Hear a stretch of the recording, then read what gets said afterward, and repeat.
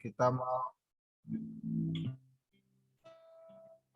kita bersama-sama datang kepada Tuhan. Kita mau memuji dan menyembah. Kita mau katakan kudus-kuduslah Tuhan. Oh, datang Tuhan dalam hadirat-Mu, berhiaskan kekudusan. Seluruh sujud menyembah-Mu, ku tersungkur dan berseru, ku datang Tuhan dalam hadirat-Mu, berhiaskan kekudusan. Seluruh surga sujud menyembah-Mu,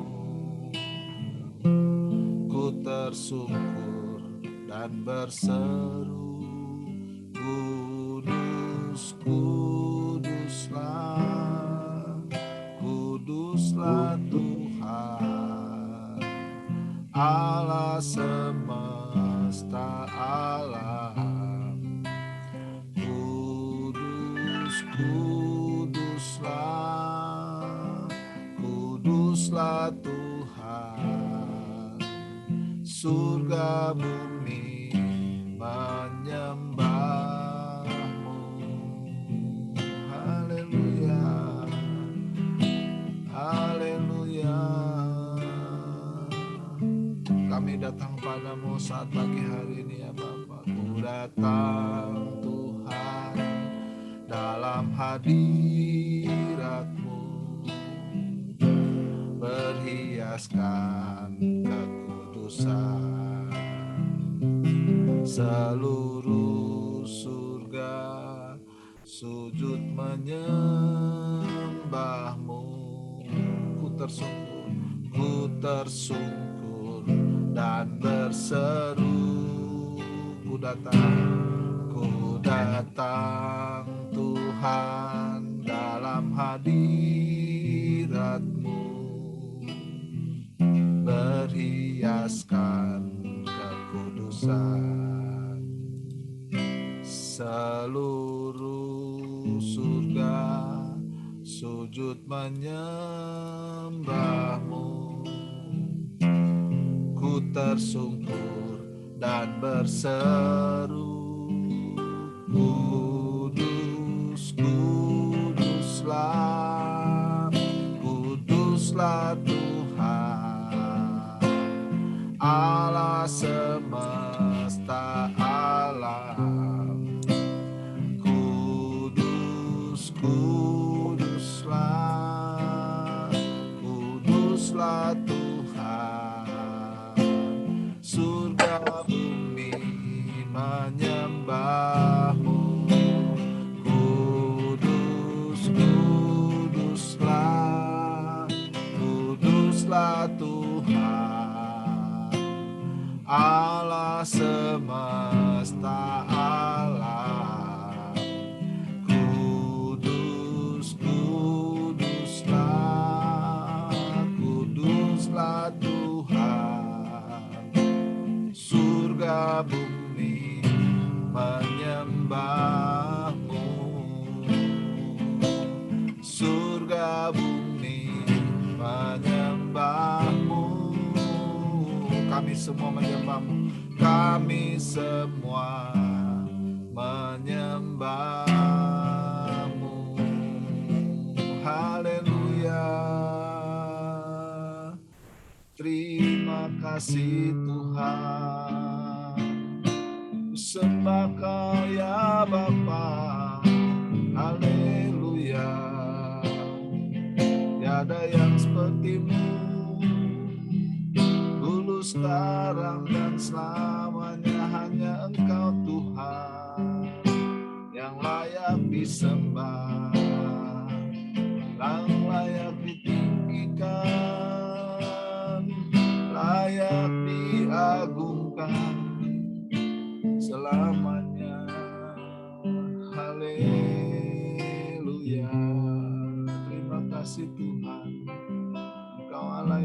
menjadi Allah yang kudus. Haleluya. Terima kasih Bapak buat pagi hari ini. Kami boleh berkumpul bersama-sama melalui Zoom meeting ini ya Tuhan. Saat ini kami serahkan, kami mengucap syukur buat hari yang baru, buat kesehatan, buat nafas kehidupan, buat semua organ-organ tubuh kami mengucap syukur buat keluarga kami, buat bangsa dan negara ini ya Bapak. Saat pagi hari ini kami bertelut di hadapan-Mu ya Bapak. Sebab hanya Engkaulah Allah yang kudus, yang benar, yang kami kenal di dalam nama Tuhan Yesus Kristus. Pagi hari ini Tuhan, kami bawa tubuh, jiwa, roh, nyawa kami Tuhan ke dalam hadirat-Mu ya Bapa. Berkenanlah kiranya Bapa, Engkau mengampuni kami, Engkau melayakkan kami untuk mendengarkan kebenaran dan isi hati-Mu ya Bapa, supaya menjadi penuntun sepanjang hidup kami hari ini, bahkan di hari-hari yang akan datang.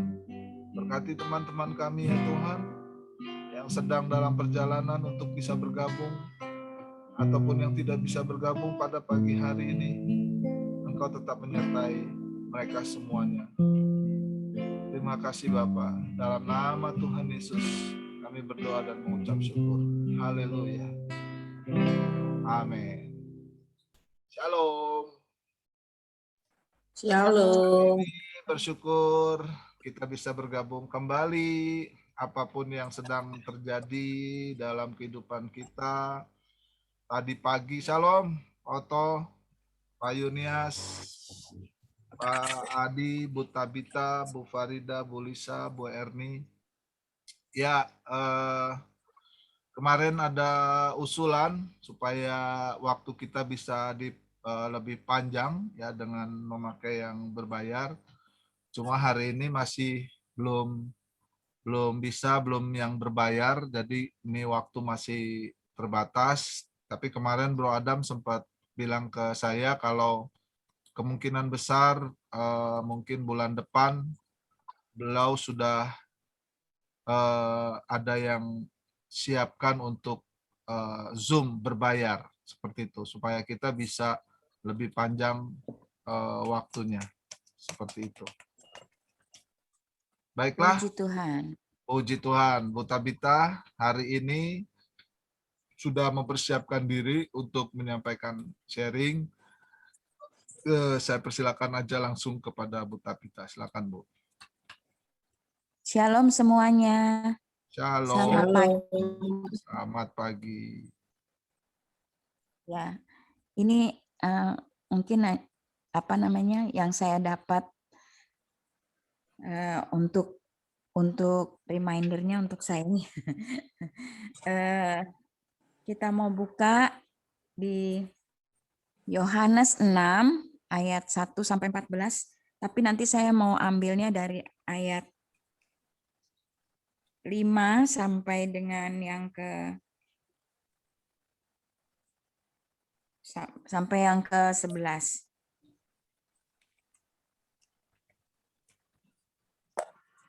Yohanes 6 ayat 1 sampai 14. Ya.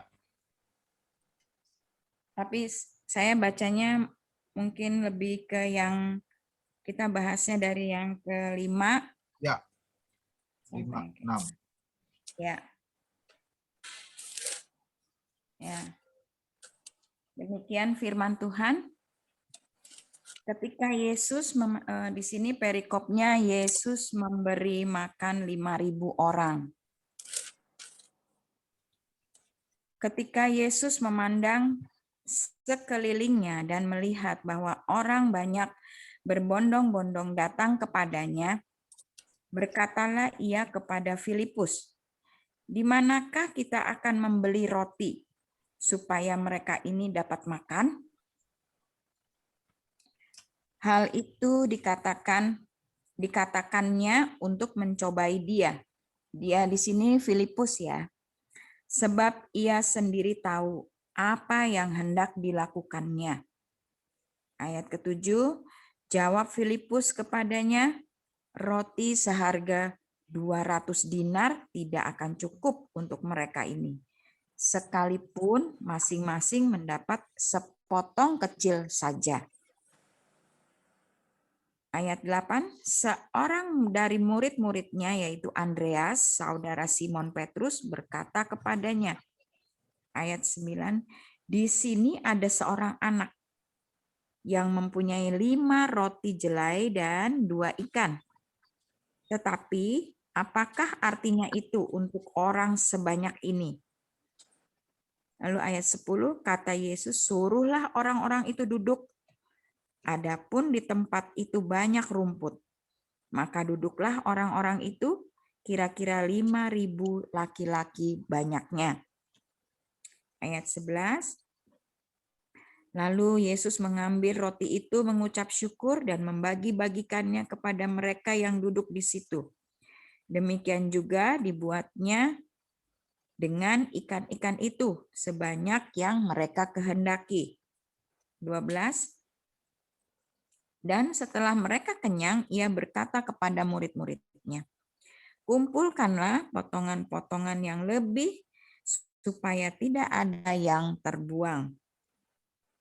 Maka mereka pun mengumpulkannya dan mengisi 12 bakul penuh dengan potongan-potongan dari kelima roti jelai yang lebih setelah orang makan.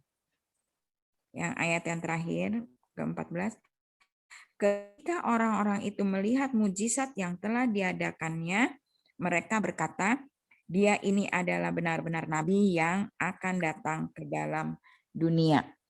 Amin. Nah, di sini ayat ke-15-nya saya nggak ini nih ya. Di sini saya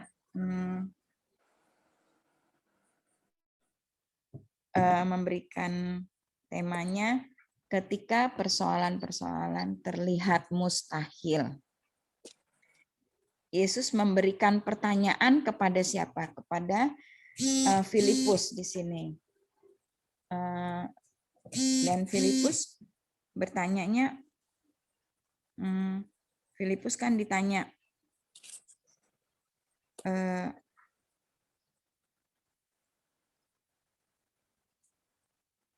Filipus ditanya apa ini yang apa?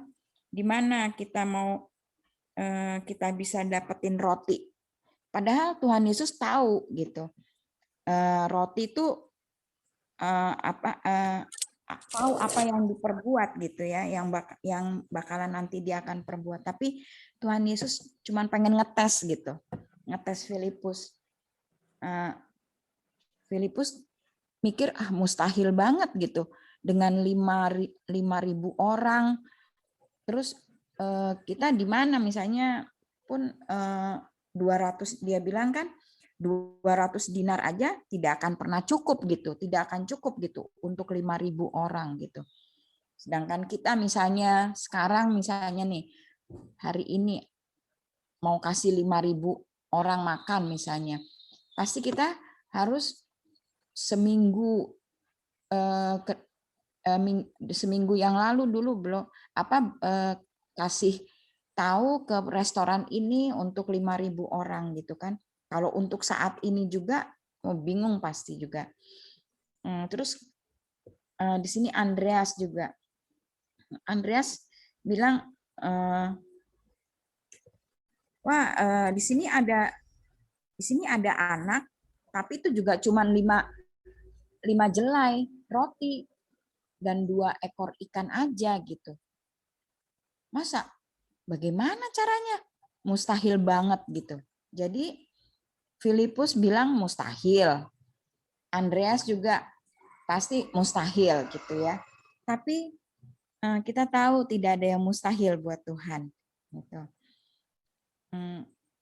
Terkadang kita suka di sini kita suka meragukan ketuhanannya Tuhan gitu. Kalau ya di saat kita mendapatkan satu masalah, terkadang kita kurang, bahkan kita sering bertanya gitu sama Tuhan, Tuhan apa Tuhan yang akan saya lakukan gitu, dengan saya punya masalah ini gitu, tapi Tuhan apa yang harus saya lakukan loh? Kok kita kadang suka bertanya gitu, apa yang harus saya lakukan gitu? Padahal Tuhan mau, Tuhan tuh mau kita tuh hanya percaya aja gitu. Di sini kan dibilang Tuhan tuh bilang suruh orang-orang itu duduk gitu. Kalau suruh orang-orang itu duduk, di sini saya merasakan Tuhan tuh cuman suruh kita tuh duduk gitu loh, duduk diam dan menyerahkan setiap apa yang menjadi masalah kita ke Tuhan untuk Tuhan turut campur tangan. Tapi terkadang kita Tuhan, apa yang harus saya lakukan? Belum sempat Tuhan ngomong atau gimana, kita udah bertindak sendiri. Oh, gitu. Kita bawa pikiran kita sendiri, kita bawa hati kita sendiri, gitu. Karena apa ya? Karena kita pikirannya, aduh, ini gimana ya? Ini gimana? Ini harus bagaimana gitu. Di sini saya minta ampun sama Tuhan gitu. Karena saya harus ya ada masalah yang dimana saya harus menyelesaikan pembayaran ini itu gitu. Dan saya bilang Tuhan, ini saya harus apa gitu. Tuhan tuh kayak seperti ngingetin saya gitu. Kamu lihat deh yang kemarin-kemarin. Apa saya nggak pernah bisa tolong kamu gitu. Di situ saya diingetin sama Tuhan. Banyak yang mujizat yang Tuhan kasih gitu buat saya gitu. Terkadang kita tidak memberikan kesempatan sama Tuhan untuk ikut campur tangan di dalam masalah kita. Kita ngomong sih, Tuhan saya ini, tapi gimana ya Tuhan, apa ya Tuhan yang saya harus lakukan gitu. Di sini Tuhan Yesus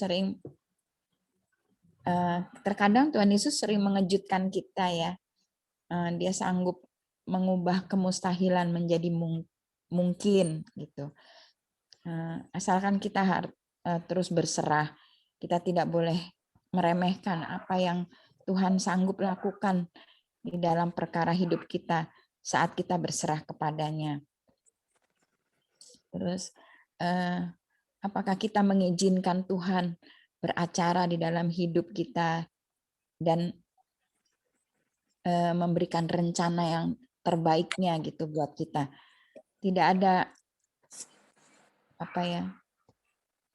ya mungkin orang tidak ada yang peduli gitu dengan masalah kita, tapi Tuhan tuh tetap peduli gitu.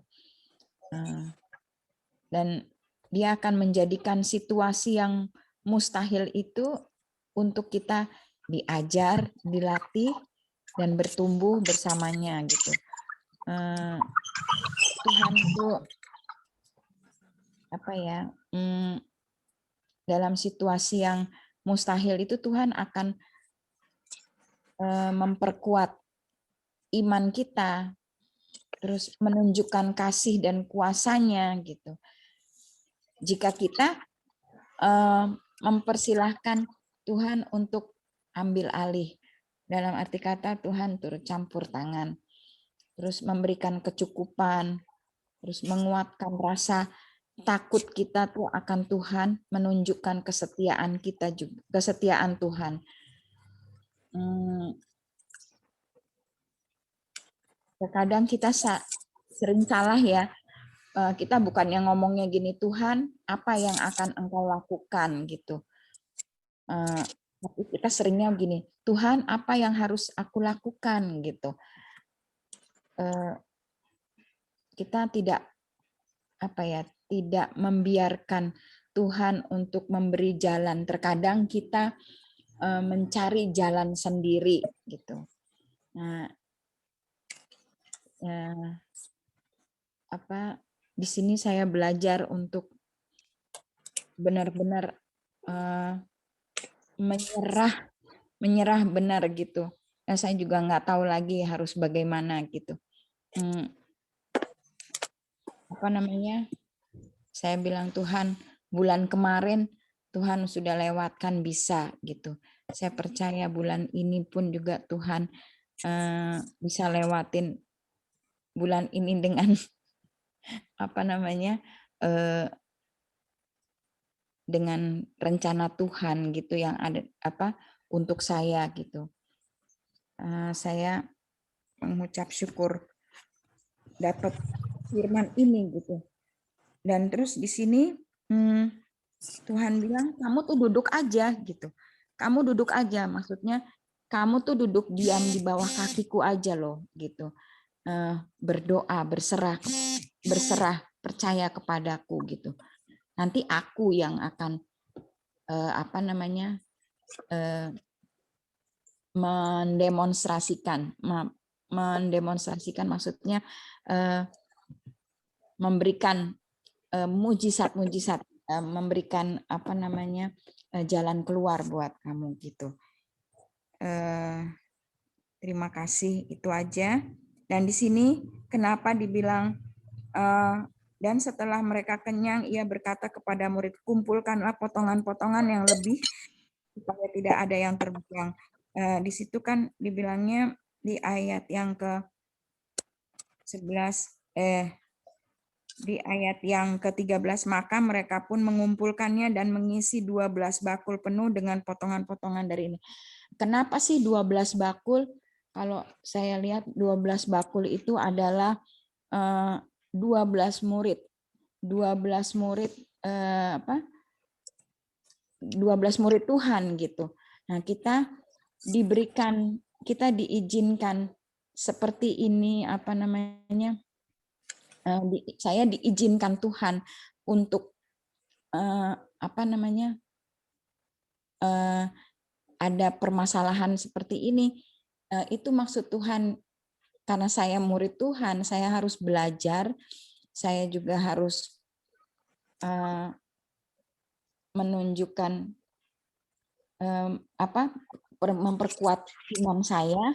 Jadi saya juga mau terpecah-pecah seperti ini kan seperti ada roti yang masih ada potongan-potongan roti, masih ada potongan-potongan ikan yang bisa dibawa pulang sama murid-murid Tuhan Yesus kan itu 12 keranjang. Bahkan Yudas pun juga pasti juga dapat 12 keranjang itu. Nah, saya mau juga sebagai murid Tuhan terpecah-pecah, jadi bisa merasakan betapa rencana Tuhan itu luar biasa dalam hidup saya. Itu aja mungkin yang saya bisa bagikan. Terima kasih, Tuhan Yesus memberkati. Terima kasih Bu Tabita pagi hari ini satu sharing sekaligus juga kita mau belajar ya dari pengalaman teman-teman kita, bagaimana kita membangun spirit kita sewaktu kita menghadapi kesulitan-kesulitan. Ya, saya percaya tidak seorang pun yang kebal. Ya, misalnya contoh pandemi seperti ini ya. Tadi pagi aja saya menerima informasi, kalau nggak salah dari Pak Yunias kalau nggak salah, tentang Singapura yang sama Malaysia yang akan lockdown. Padahal tingkat ini mereka itu kecil sekali dibandingkan Indonesia. Tapi di dalam tayangan itu dokter siapa namanya itu mengatakan Indonesia itu lucu. Negara lain musuh masih jauh ya.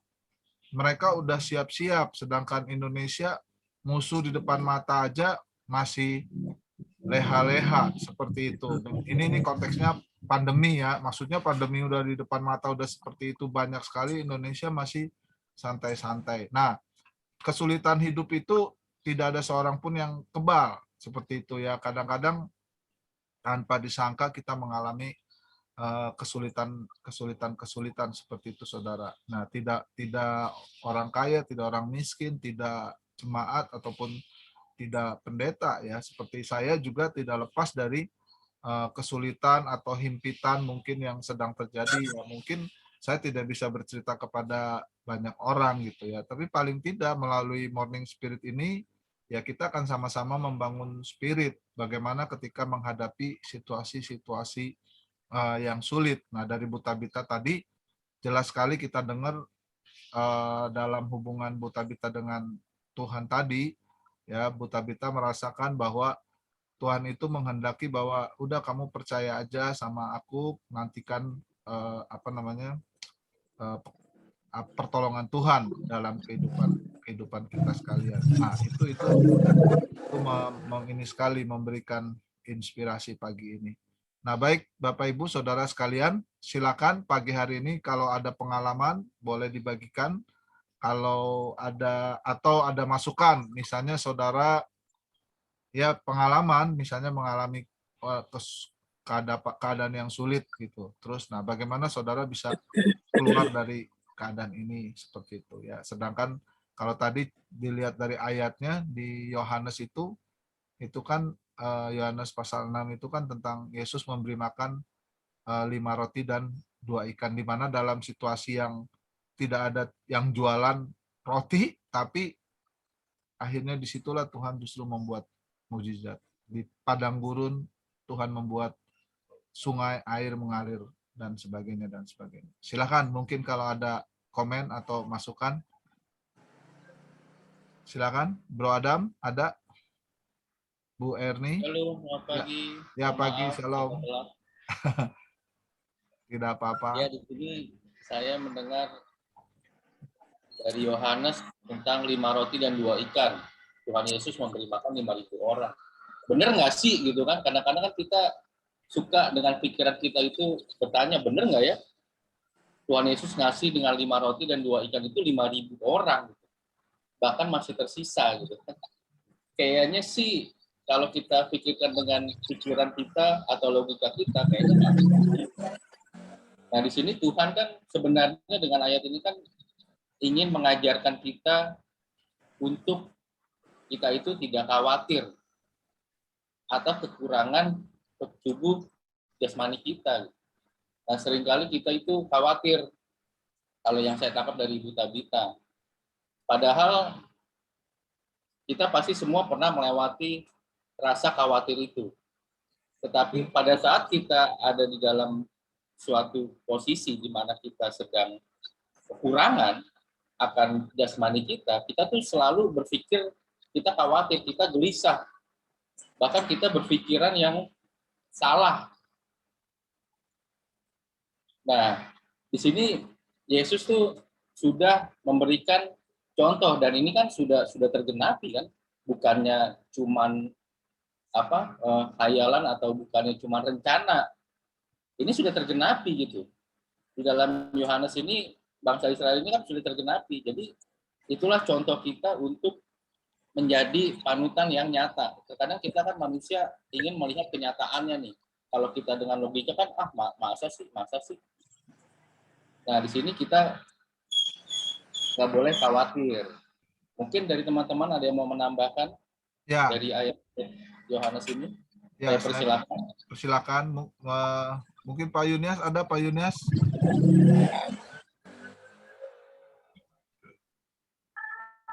Halo, salam. Shalom. Salam singkat saja ya. Ya. Kalau saya melihat begini, masalah itu ada 2 penyebabnya. Yang pertama dari diri kita, kedua Tuhan izinkan untuk nama Tuhan dimuliakan. Jadi kita perlu evaluasi dulu dari mana itu masalah. Contoh kasus begini, orang gaji 5 juta tapi gaya hidupnya 10 juta. Kemudian masalah Tuhan disuruh campur tangan. Ya mungkin Tuhan akan berpikir, maaf kata, mungkin Tuhan nggak akan menolong kita. Kenapa? Kamu salahmu sendiri. Tetapi Tuhan izinkan, makanya Tuhan katakan cukupkanlah dirimu dengan apa yang ada. Jadi masalah terjadi itu supaya Tuhan izinkan, karena ini loh, aku mau nyatakan kemuliaan. Saya percaya begini, di dalam Yohanes itu berkata bahwa Tuhan itu menyatakan kemuliaannya gitu dengan apa yang kita punya. Makanya Tuhan selalu berkata apa yang ada padamu itu yang akan Tuhan pakai untuk memuliakan nama Tuhan gitu. Seperti Musa kamu punya apa? Tongkat, ya ini itu akan Tuhan pakai. Jadi kita sebagai orang percaya perlu evaluasi dari mana masalah itu terjadi. Saya percaya setiap orang punya masalah, tapi kita perlu dari mana itu sumbernya masalah itu. Apakah karena mari kita jadikan Yesus itu raja bukan budak. Seringkali maaf orang Kristen menjadikan Yesus itu budak. Katakan orang gaji 5 juta, gaya hidupnya 10 juta, 15 juta. Akhirnya mengalami kekhawatiran, ketakutan, Tuhan tolong saya. Salah-salah lu sendiri. Kita jadikan, maka saya jadikan Tuhan itu raja, ya, bukan budak. Terima kasih, Tuhan memberkati. Terima kasih Pak Yunias. Wow, Kita luar masih biasa ada sekali waktu. nih Pak Yos. Ya, gimana? Luar biasa sekali nih. Jangan jadikan Tuhan Yesus itu budak kamu, Ya, tetapi jadikan Tuhan Yesus itu raja kamu. ya. Oke, ada lagi yang Silakan. mau sharing? Dipersilakan. Ini pagi hari ini di layar saya ada Pak Amos masuk, tapi masih connecting terus. Ini apa sinyalnya mungkin? Pak Adi, silakan. Pak Adi, silakan. Sebelum kita tutup.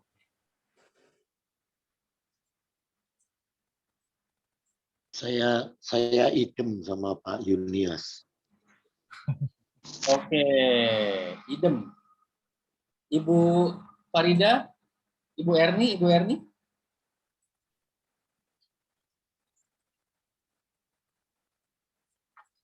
Ya, seperti yang tadi Pak Yunias bilang, kadang-kadang kita sendiri yang cari masalah, kita sendiri yang tidak bijaksana memanage apa yang Tuhan titipkan sama kita. Suaranya nggak ada. Suaranya kecil, Bu. Suaranya kecil ya. Kurang gede. Oke. Ya, halo. Salam. Ya, deketin aja kali. Ya, salam. Ya. Seringkali kita seperti tadi yang Pak Yunias bilang bahwa kita sendiri yang cari masalah, kita sendiri yang tidak bijaksana memanage keuangan kita. Seringkali saya lihat orang-orang ribut nggak punya uang gitu. Tapi matanya hilap kalau ngelihat apa-apa di online. Kadang-kadang katanya nggak punya duit gitu. Tapi ngerokoknya jalan terus gitu. Menurut saya itu bukan hal-hal yang primer gitu. Kalau soal rokok ya kita harus selain nggak bagus untuk kesehatan, tapi nggak bagus juga untuk kantong gitu. Kenapa nggak berhenti ngerokok dan uangnya bisa dialokasikan ke hal-hal yang primer. Jadi memang kita harus bijaksana, jangan kita yang nggak bijaksana, kita yang nggak semua maunya, nanti suruh Tuhan yang tanggung jawab. Tuhan berkati saya, Tuhan tolong saya gitu. Padahal kita sendiri yang cari masalah. Sekian, terima kasih. Iya, betul sekali. Jangan jadikan Tuhan Yesus itu budak, tetapi raja. Seringkali kita suka mengingini, bukan kebutuhan kita, tapi keinginan kita. Nah, ada lagi yang mau sharing? Ibu Farida? Ibu Siska? Ibu Lisa? Saya Silakan. pas. Ya, Ibu Saya Farida. pas, Pak. Pas. Pas. Ya. Waktunya tinggal 5 menit lagi. Ya betul. Cukup ya. Bro Adam, kok Oke. hilang suaranya? Oke, saya kembalikan sama Pak Yos. Silakan. Ya, terima kasih pagi hari ini. Intinya bahwa bagaimana kita dalam menghadapi kesulitan atau keadaan-keadaan yang sulit dan bagaimana kita datang kepada Tuhan seperti itu, Pak. Kita percaya bahwa Tuhan mau kita datang kepada Dia dan kita percaya bahwa Tuhan pasti melakukan sesuatu gitu. Nah, tapi tadi tambahan dari Pak Yunias Tapi kita mencari Tuhan harus dengan motivasi, jangan menjadikan Tuhan itu seperti budak, ya, seperti budak, atau dia harus memenuhi keinginan kita. Tapi mari kita datang jadikan dia sebagai raja. Nah, tambahan saya dari saya sebelum saya akhiri, apa motivasi kita mencari Tuhan? Mungkin itu yang harus kita pertanyakan.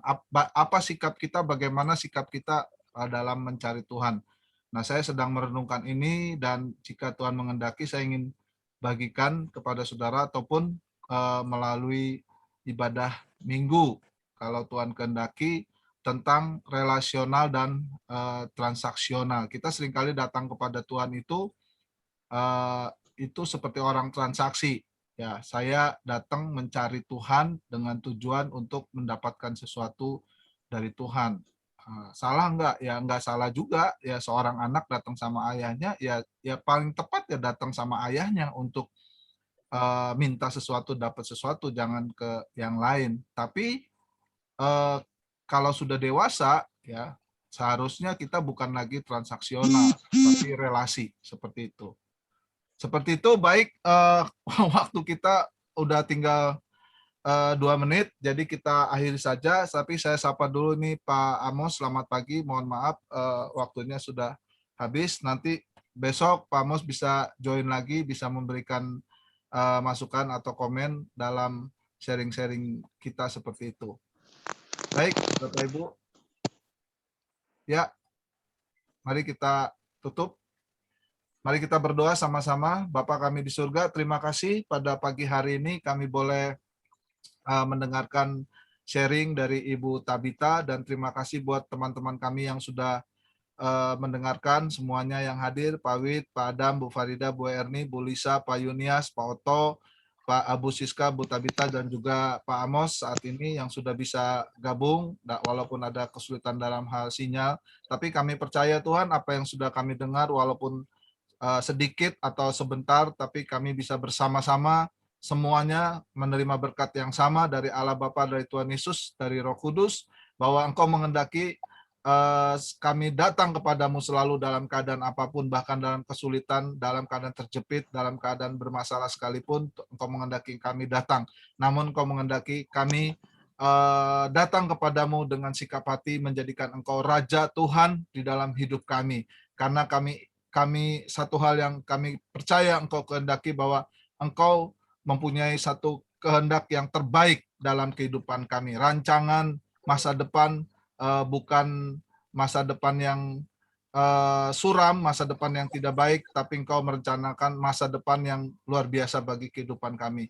Dan kami percaya Tuhan, karena itu kami mau luruskan, ajar kami Tuhan, supaya kami datang kepadamu dengan sikap hati, menjadikan Engkau Tuhan dan Raja di hidup kami, Tuhan. Dan kami mau, bahwa kami mau melakukan apa yang menjadi rencana dan kehendak-Mu dengan meneladani Kristus dalam kehidupan ini, seperti Kristus katakan, makananku ya melakukan kehendak Bapa. Demikianlah setiap kali kami datang, kami percaya kesulitan apapun, persoalan apapun di hadapan Tuhan pasti bisa diselesaikan. Kami angkat hati, jiwa, roh kami Tuhan, kiranya berkat dari kasih Allah Bapa dalam Tuhan Yesus dan Roh Kudus turun atas kami, menyertai kami dengan semangat yang baru dari Tuhan. Dalam nama Tuhan Yesus, yang percaya katakan, amin. Amin. Oke, shalom. Ini sebentar lagi mati langsung. Mohon maaf, ini kita belum bisa panjang waktunya, tapi next kita usahakan lah. Tuhan berkati. Sampai besok. Tuhan berkati. Sampai besok.